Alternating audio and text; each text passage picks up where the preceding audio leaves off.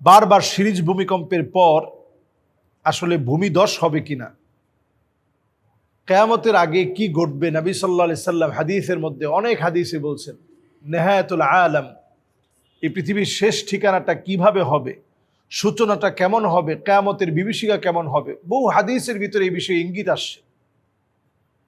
এই যে দেখেন বাংলাদেশে এখন তাপমাত্রা কিন্তু আগের মতো না, হঠাৎ হঠাৎ এত প্রচন্ড গরম হয়। এই বৎসরটাকে ভূতত্ত্ববিদেরা বলছে এটা গরম উষ্ণ আবহাওয়ার বৎসর, এবং এটা এল নিনোর বৎসর বলে ঘোষণা করা হয়েছে। পৃথিবীর একদিকে টেম্পারেচার অনেক বেড়ে যাবে, অন্যদিকে প্রচন্ড বৃষ্টিপাত হবে। এটা বর্তমান সায়েন্টিস্ট যারা, ভূতত্ত্ববিদ যারা, তাদের তথ্য হচ্ছে এটি। আজ থেকে 1450 বছর আগে নবী করিম সাল্লাল্লাহু আলাইহি সাল্লামের হাদিসগুলো নিয়ে আপনি যদি গবেষণা করেন, নবীজি বলছেন ফালইয়ারতাকিবু ইনদা যালিকা রিহান হামরা, চতুর্দিকে বাতাসের সঙ্গে আগুন আসবে, আগুন আসবে, চতুর্দিক আগুন ঘেরাও করে ফেলবে। এরপরে নবী আলাইহিস সালাতু ওয়াস সালাম বলছেন জালজালা, ভূমিকম্প হবে একটার পর একটা। অন্য হাদিসের মধ্যে নবী আলাইহিস সালাতু ওয়াস সালাম বলছেন কাসরাতু জালাজিল, একটার পর একটা সিরিজ ভূমিকম্প চলবে।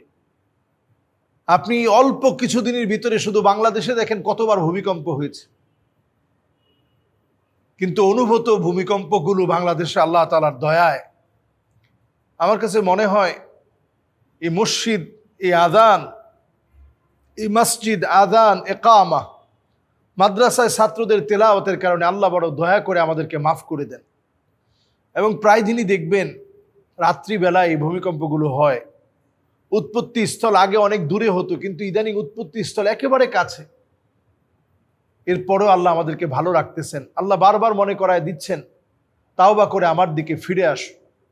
কোরআন কারীম আল্লাহ তাআলা বলছেন আওয়ালা ইয়ারাউনা আন্নাহুম ইফতানুনা ফি কুল্লি আমিন মাররা আও মাররাতাইন সুম্মা লা ইয়াতুবুনা ওয়ালা হুম ইয়াযাক্কারুন।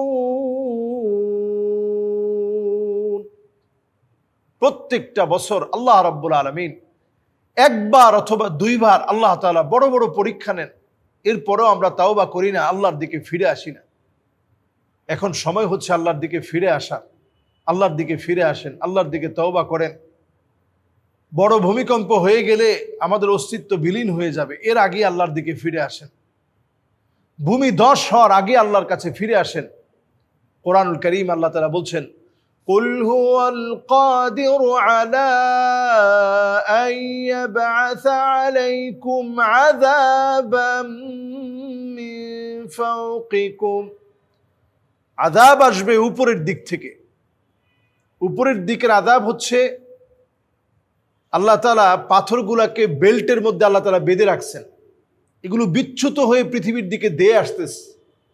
বর্তমান নাসার বিজ্ঞানীরা এই তথ্য দিচ্ছে, কিন্তু বিভিন্ন সময় বিভিন্ন জায়গাতে এগুলো যখন আল্লাহ রাব্বুল আলামিন জমিনের মধ্যে ছেড়ে দেন, এগুলো এমন জায়গাতে পড়ে যাতে আপনার ক্ষতি না হয়।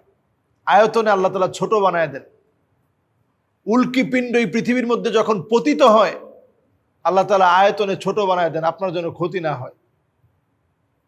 এই পৃথিবীতে যদি এগুলো যদি পড়তে থাকে, মানুষের চিহ্ন নিশ্চিহ্ন হয়ে যাবে। নবীজি এই জন্য আল্লাহর কাছে কেঁদেছেন, দেশ মহাদেশ পর্যন্ত, সাগর মহাসাগর পর্যন্ত উত্তপ্ত হয়ে যাবে। আল্লাহ তাআলা বড় আদর করে এগুলোকে আমাদের জন্য ক্ষতি না হয় এমনভাবে আল্লাহ তাআলা এগুলো সব সাজায় রাখছেন। কুল্লুন ফি ফালাকি ইয়াসবাহুন, সব আপন আপন কক্ষপথে সাঁতার কাটছে। প্রিয় ভাইরা, এজন্য ভূমিকম্প, ভূমিধস এগুলো আল্লাহর আযাব। প্রতিনিয়ত আল্লাহর কাছে পানাহ চাওয়া, আল্লাহুম্মা ইন্নী আউযু বিকা মিন আযাবিক, আল্লাহুম্মা ইন্নী আসআলুকা খায়রাহা ওয়া আউযু বিকা মিন শাররিহা।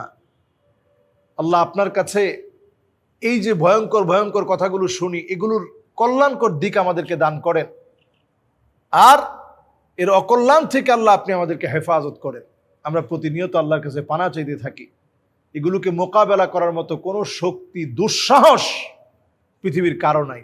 আল্লাহ আমাদেরকে বোঝার তৌফিক দান করুক। আসসালামু আলাইকুম ওয়া রাহমাতুল্লাহি ওয়া বারাকাতুহু। আমরা ছোট্ট একটা দোয়া আজকে আপনাদেরকে বলতে চাই, যে একটি দোয়ার ভিতরে দুনিয়ার সব ক্লান্তি মনে হয় দূর হয়ে যায়। যে একটি দোয়ার ভিতরে আল্লাহ রাব্বুল আলামিন যে কি রেখেছেন, এই একটি দোয়া পড়লে জীবনের সব হতাশা কেমন যেন আপনি ভুলে যাবেন। নবী করিম সাল্লাল্লাহু আলাইহি ওয়াসাল্লাম হাদিসের মধ্যে আমাদেরকে শিখিয়েছেন, আল্লাহুম্মা ইন্নী আউযু বিকা মিনাল হাম্মি ওয়াল হাযান ওয়া আউযু বিকা মিনাল আজজি ওয়াল কাসাল ওয়া আউযু বিকা মিনাল জুবনি ওয়াল বুখল ওয়া আউযু বিকা মিন গালাবাতিদ দাইনি ওয়া কাহরির রিজাল।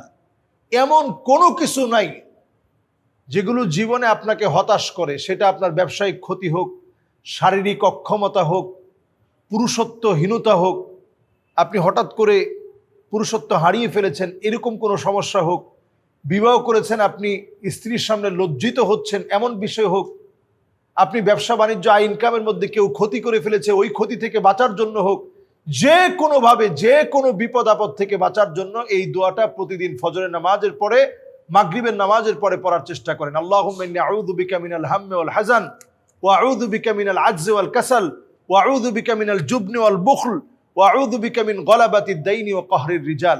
এই ছোট্ট দোয়াটা আমরা মুখস্থ করে নেই। আমরা মিডিয়ার কল্যাণে ইনশাআল্লাহ এই দোয়াগুলো আমরা মুখস্থ করি, বারবার শুনি, বারবার পড়ার চেষ্টা করি। দেখবেন ইনশাআল্লাহ আল্লাহ তাআলা অজস্র কল্যাণ, অজস্র বারাকাত আল্লাহ দান করবে ইনশাআল্লাহ। এই পৃথিবীতে আমরা এমন একটা মানুষও নাই যে মানুষটা দুঃখী না। কোনো না কোনো দুঃখ, যন্ত্রণা, যাতনা প্রত্যেকের জীবনে আছে। বিশেষ করে প্রবাসী ভাইদেরকে বলি, তারা অনেক কষ্ট করে, অনেক দুঃখে থাকে, অনেক কষ্ট করে, অনেক যন্ত্রণা যাতনা সহ্য করে। এই সবটুকুন প্রবাসীরা করে শুধুমাত্র দেশের মানুষগুলোকে একটু খুশি রাখার জন্য, একটু আনন্দে রাখার জন্য। দিন শেষে প্রবাসীরা তেমন কিছুই পায় না। নানা রকমের জুলম হয় প্রবাসীদের সঙ্গে। ভাই, এতে করে আপনি হারিয়ে যাবেন না। আপনি মনে রাখবেন, পৃথিবীর সবাই আপনাকে ভুলে যেতে পারে, আল্লাহ তাআলা আপনাকে ভুলবেন না। আল্লাহ রাব্বুল আলামিনের কাছে আপনি একটু চাইতে শিখেন। কিভাবে আল্লাহর কাছে চাইতে হয় একটু জানেন, আপনি চেষ্টা করেন আল্লাহর কাছে চাইতে, আল্লাহ তাআলা আপনাকে দিবেনই দিবেন। আল্লাহর কাছে চাওয়ার জন্য একটু চোখের পানি অনেক দামি। হাদিসের মধ্যে আসছে, আইনান লা তামাসসুহুমান নার, দুইটা চোখকে জাহান্নামের আগুন স্পর্শ করবে না। আইনুন বাকাত মিন খশিয়াতিল্লাহ, যেই চোখগুলা আল্লাহর জন্য কাঁদে, আল্লাহর জন্য যেই চোখটা অশ্রুসিক্ত হয়, যেই চোখটা আল্লাহর জন্য অশ্রুসিক্ত হয়ে যায়, ওই চোখটা আল্লাহর কাছে বড় দামি চোখ। এই জন্য আমাদের এই চোখগুলারে আমরা দামি বানানোর চেষ্টা করি। মাঝে মাঝে আল্লাহর কাছে কাঁদবেন, একটু একটু বসছেন, একাকী মসজিদে বসে আছেন, আল্লাহরে ডাকতেছেন, তখন একটু চোখের পানি ছেড়ে আল্লাহর কাছে কাঁদেন। দেখবেন আল্লাহ তাআলা দোয়া অবশ্যই কবুল করবে, হতাশা দূর করবে। একাকী থাকলে আল্লাহ তাআলা আপনার সবচেয়ে কাছের হয়, আপন হয়। এই একাকী থাকাকালীন সময়ে একটু আল্লাহকে মনের কথাগুলো খুলে বলবেন। প্রবাসীরা বিশেষ করে ঈদের সময়ও তারা হাসতে পারে না। ভালো খাবার না খেয়ে আত্মীয় স্বজনের একটু মুখে হাসি ফোটানোর জন্য এই টাকাগুলো পাঠিয়ে দেয়। এই মানুষগুলোর দুঃখ না দেয়া। জীবনে প্রত্যেকেরই পরীক্ষা আসবে, প্রশ্নটা ভিন্ন ভিন্ন হতে পারে, প্রশ্নপত্রটা বিভিন্ন রকমের হতে পারে, কিন্তু প্রশ্ন আপনার আসবেই, প্রশ্নের উত্তর দেওয়া লাগবেই, পরীক্ষা আসবেই। এই পরীক্ষাকালীন সময়টাতে আমরা যেন একটু সবর করতে পারি, আমরা যেন আল্লাহর আরো নিকটবর্তী হতে পারে, আপন হতে পারে। আল্লাহ যেন তৌফিক দান করেন। আসসালামু আলাইকুম ওয়া রাহমাতুল্লাহ।